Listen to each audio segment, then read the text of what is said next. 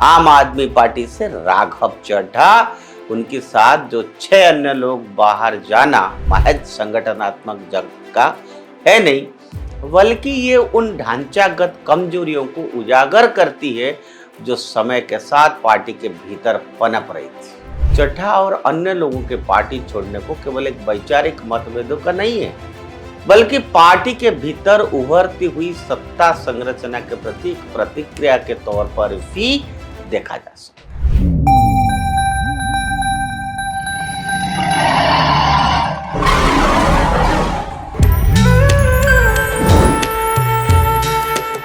नमस्कार मित्रों, उदय India digital में आपका बहुत बहुत स्वागत है। मैं हूं दीपक कुमार रथ और आज इंडिया थिंग्स में आपको वही बात बताएंगे जो दिल्ली में इतने बड़े बड़े बात किया था, दिल्ली को सिंगापुर बनाने वाले थे, वही आम आदमी पार्टी के नेता केजरीवाल की क्या हालत बनी हुई है। आखिर आम आदमी पार्टी का ऐसे दुर्दशा होगा ऐसे किसी ने सोचा भी नहीं। और दुनिया के सबसे कट्टर ईमानदार लीडर और उसकी सबसे बड़ी ईमानदार पार्टी आम आदमी पार्टी के पाप का घड़ा, आई विल रिपीट इट, पाप का घड़ा आखिर फूट ही गया। आम आदमी पार्टी से राघव चड्ढा, उनके साथ जो 6 अन्य लोग बाहर जाना पार्टी के भीतर एक गहरे राजनीतिक उथल पुथल का इंडिकेशन है। ये उस पार्टी के लिए एक अहम मोड़ है जो कभी अपने आंतरिक तालमेल और वैचारिक स्पष्टता पर गर्व करती थी। एक ऐसे संगठन के लिए जो भ्रष्टाचार विरोधी आंदोलन से स्वच्छ राजनीति और अरविंद केजरीवाल के नेतृत्व में सामूहिक नेतृत्व के बाद के साथ उभरा था, इस तरह के हाई प्रोफाइल लोगों का पार्टी छोड़कर जाना महज संगठनात्मक जंग का है नहीं, बल्कि ये उन ढांचागत कमजोरियों को उजागर करती है जो समय के साथ पार्टी के भीतर पनप रही थी। खास तौर पर चड्ढा का जाना एक प्रतीकात्मक और रणनीतिक रूप से काफी अहमियत रखता है। आम आदमी पार्टी के सबसे मुखर राष्ट्रीय चेहरा में से एक और पार्टी के दिल्ली केंद्रित नेतृत्व तथा पंजाब में उसकी विस्तार के बीच एक अहम कड़ी होने के नाते उनके जाने से पार्टी की खुद को एक गंभीर अखिल भारतीय विकल्प के तौर पर पेश करने की क्षमता कमजोर है। पहले हुए उन लोगों की जाने की विपरीत जिन्हें होशिये पर पड़े लोगों का जाना या असहमति के कारण हुआ माना जाता था। ये कदम पार्टी के मुख्य नेतृत्व के भीतर पनप रही निराशा का संकेत भी देता है।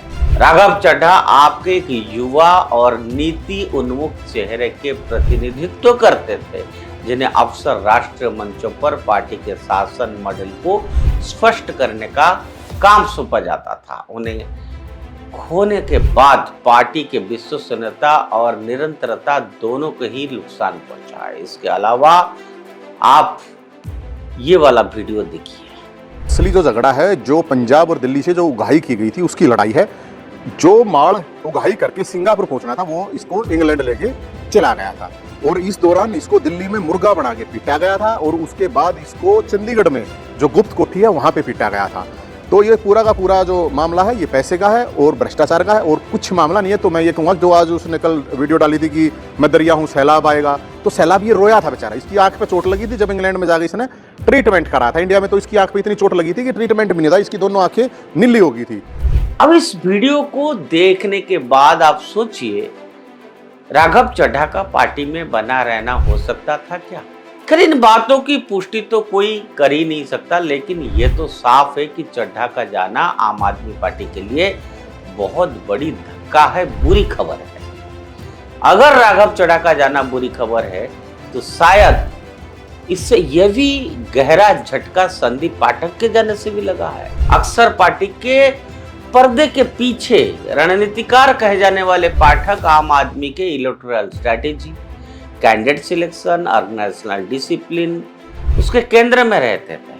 पंजाब में आम आदमी पार्टी की सफलता के बाद उनका प्रभाव पाठक जी का काफी बढ़ गया था। जहां पार्टी की जीत का श्रेय उनकी टाइट सेंट्रल कंट्रोल और माइक्रो मैनेज्ड कैंपेनिंग के मॉडल को दिया गया था। फिर भी ऐसा लगता था कि इस मॉडल ने अंदरूनी नाराजगी के बीच वो दिन पाठक की कार्यशैली जो केंद्रीकृत, डाटा आधारित और अक्सर अस्पष्ट होती थी, इस बात के लिए आलोचना की गई कि यह वरिष्ठ नेताओं को कुर्सियों पर धकेल लेते हैं और अंदरूनी सलाह मशवरे की कम करती है। टिकट वितरण में असंतोष, पदोन्नति में पारदर्शिता की कमी और निर्णय लेने वालों की दायरे में सिकुड़ने की खबर सभी एक ऐसे सांगठनिक संस्कृति की ओर इशारा करती है जिस पर अब केजरीवाल एंड पार्टी का दबदबा बढ़ता जा रहा है। इसी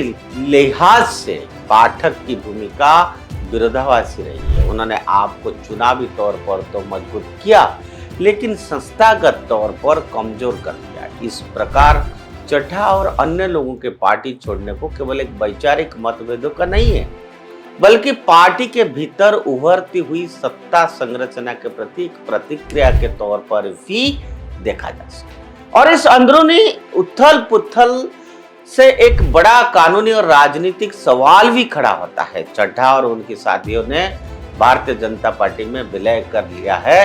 क्या भारत के दल बदल विरोधी कानून के तहत इस कदम को सही ठहराया जा सकता है? इसका जवाब भारतीय संविधान की 10वीं अनुसूची की बारीकियों में छिपा है। ये कानून उन चुने हुए प्रतिनिधियों को अयोग्य घोषित करता है जो अपनी पार्टी को छोड़कर दूसरी पार्टी में चले जाते हैं। लेकिन विलय के मामले में ये एक महत्वपूर्ण छूट देता है। यदि किसी पार्टी के कम से कम 2/3 विधायक किसी दूसरी पार्टी के विलय करने पर सहमत हो जाते हैं तो उन्हें अयोग्य घोषित होने से सुरक्षा मिल जाता है।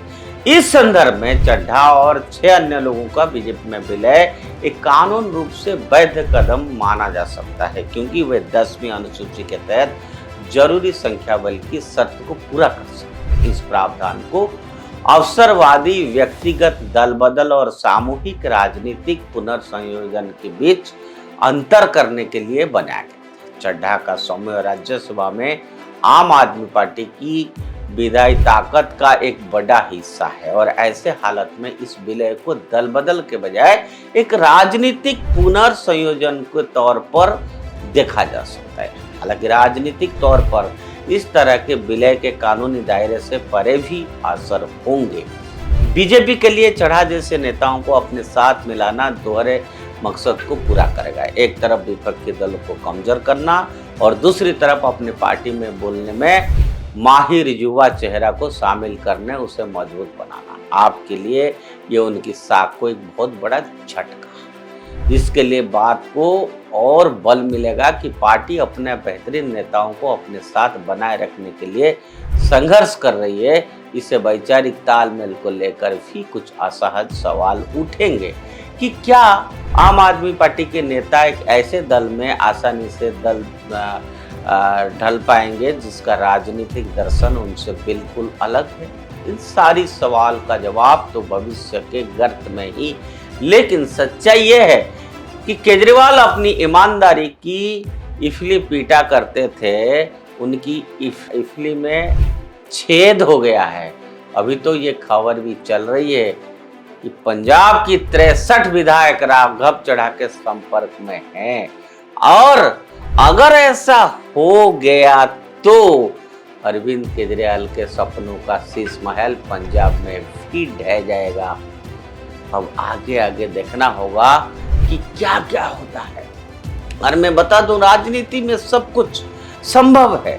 कल सोशल मीडिया में वो चला, ये क्या हुआ, कैसे हुआ, क्यों हुआ, छोड़ो बेकार की बातें। केजरीवाल का क्या हालत हो रहा होगा वो हम सोच सकते हैं, समझ सकते हैं, लेकिन अभी तो 4 तारीख को बंगाल का रिजल्ट आने वाला है, आसाम का रिजल्ट आने वाला है और वो धक्का बीजेपी का जश्न, और उस जश्न के साथ अगर पंजाब का जश्न जुड़ गया तो केजरीवाल का तो होश ही उड़ जाएगा।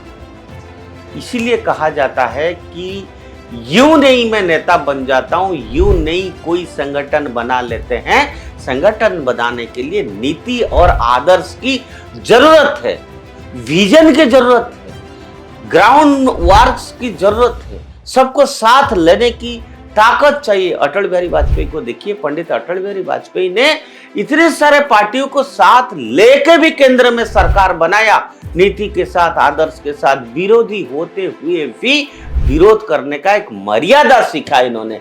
लेकिन अगर आप पार्टी को अपना बिजनेस हाउस बना दोगे, आम आदमी बोल बोल के छोटे कार में जाके मफलर बांध के चप्पल पहन के जाने के बाद शीश महल बनाएंगे, शीश महल बनाने के बाद और क्या क्या बनाएंगे, अभी हमारा आगे आने वाले एपिसोड में आप देखेंगे कि क्या क्या किए। आखिर आपने लोगों को गुमराही तो किया है भाई, आपने सपना ही दिखाया, लेकिन वो सचमुच का सपना ही था जो आपने देखा कि मैं ऐसे ऐसे सपने मैं लोकतंत्र में लोगों को दिखाऊंगा। लेकिन केजरीवाल साहब, यहाँ जो नागरिक है ना, वो बेवकूफ नहीं रहे हैं, अब उनको सब समझ आता है, उनको सब समझ आता है। थोड़ी एक बार तो आपने शासन कर लिया और जनता ने देख ही लिया कि आप कितना आम है, कितने खास है, कितने बड़े बड़े जेट में घूम रहे हैं, कैसे शीश महल में रहे हैं, आपका जीवन शैली कैसा है। तो हमको लगता है आगे आने वाला दिन में इस तरह से नेताओं को भी जनता को सतर्कता से देखना पड़ेगा, उनकी असलियत को पहचानना पड़ेगा कि आखिर ये जो बोलते हैं, ये जो नैरेटिव गढ़ते हैं, क्या ये वो सच है या ये उनके ऊपर पर्दा है, नैरेटिव है। यही पढ़ने का विषय आगे आने वाला दिन में फिर हम और कई बातें उजागर करेंगे। आज के लिए इतना। जय हिंद, जय भारत।